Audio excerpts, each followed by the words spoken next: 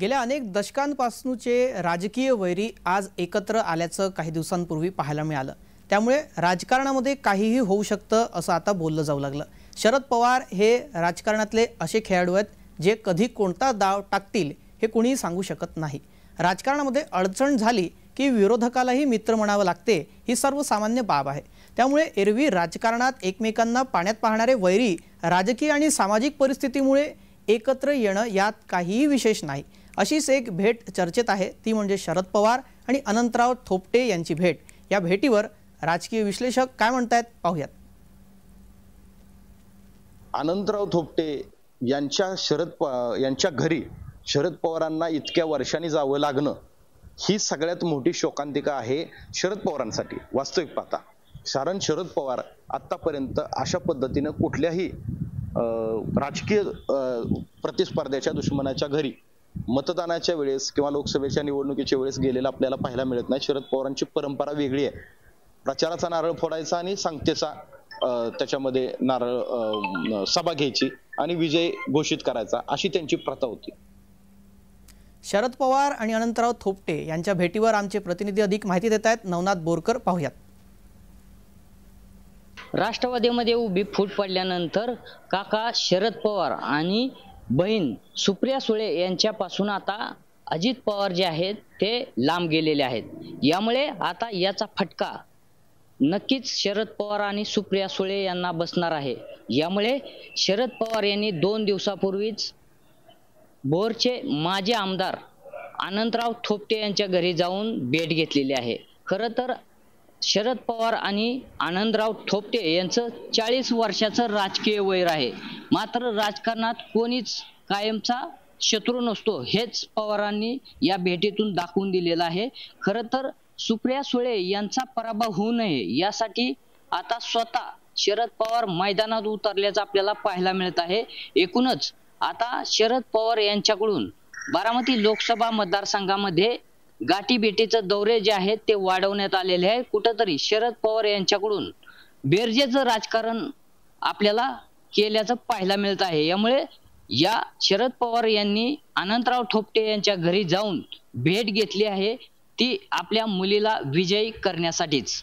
नवनाथ बोरकर, जय Maharashtra news, Baramati.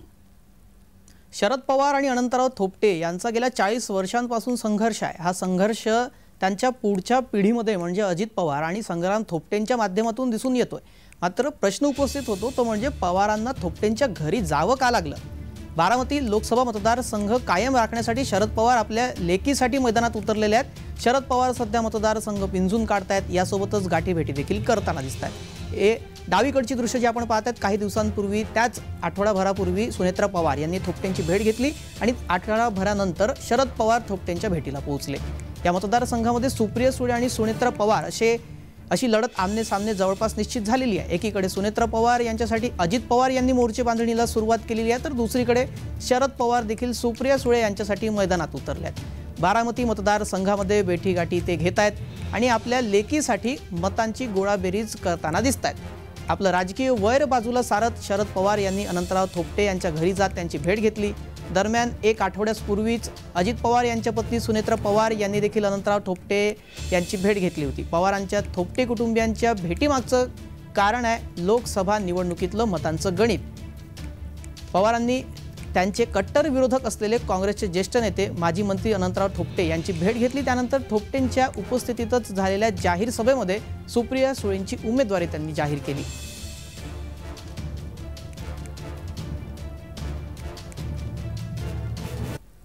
ही भेट दिसते तेवढी सरळ नव्हती। गेली 40 वर्ष पवार आणि थोपटे यांच्यात संघर्ष आहे। अपमान, कुरघोडी, नामुष्की, बदला, राग हे सगळं विसरून एकाएकीच पवारांनी थोपटेंची भेट घेतल्याने नवीन खेळीची सुरुवात असल्याची चर्चा रंगली आहे।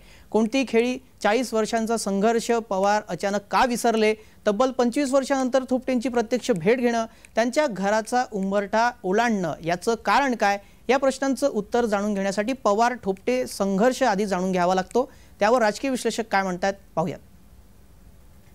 1993ला ज्यावेळेस शरद पवार परत एकदा महाराष्ट्राचे मुख्यमंत्री झाले होते, त्याच्या अगोदरच्या मंत्रिमंडळामध्ये अनंतराव थोपटे हे राज्यातले मंत्री होते। त्यावेळेस ज्यावेळेस पुन्हा शपथविधी झाला शरद पवारांचा, त्यावेळेस पुन्हा नव्याने मंत्रिमंडळाची जी स्थापना झाली होती त्याच्यात अनंतराव थोपटेंचं नाव हे प्रामुख्याने असू शकतं, सगळ्या महाराष्ट्राला माहीत होतं. त्याच वेळेस अनंतराव थोपटेंचं नाव हे वगळलेलं होतं. म्हणजे शरद पवारांना पुणे जिल्ह्यामध्ये त्यांच्या ताकदीचा, त्यांच्या तोडीचा प्रतिस्पर्धी नको होता. अनंतराव थोपटे हे मुख्यमंत्री पदाचे उमेदवार होते. असं जरी असलं तरी काँग्रेसमधून जेव्हा शरद पवार बाहेर पडले त्यावेळी त्यांनी राष्ट्रवादी पक्ष सुरू केला आणि अनंतराव थोपटे यांच्या विरोधात 1999 साली काशीनाथ खुटवड यांना उभं करून वेगवेगळ्या राजकीय डावपेच आखून अनंतराव थोपटे यांना अपयशाचा सामना करावा लागला होता. त्यामुळे एकूणच अनंतराव थोपटे हे शरद पवारांवर नाराज आहेत.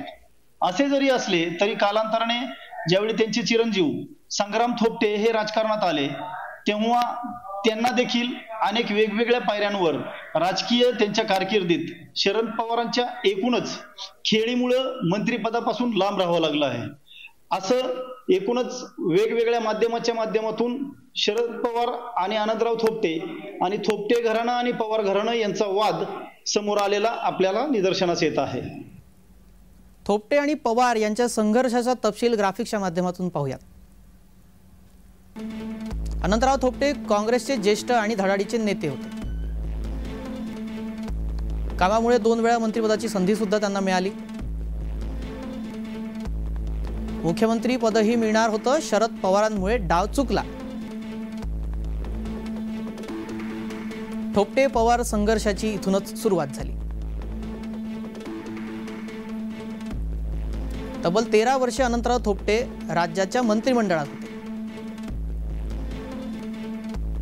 बाबरी मशीद पडल्यानंतर राज्यात ठिकठिकाणी दंगली पेटल्या.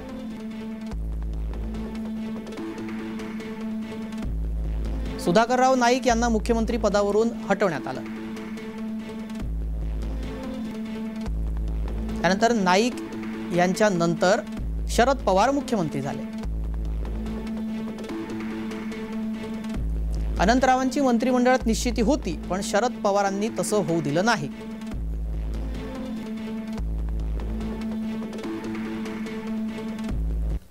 आजच्या जेम विशेषमध्ये इतकंच. सर्व प्रेक्षकांना जय महाराष्ट्र.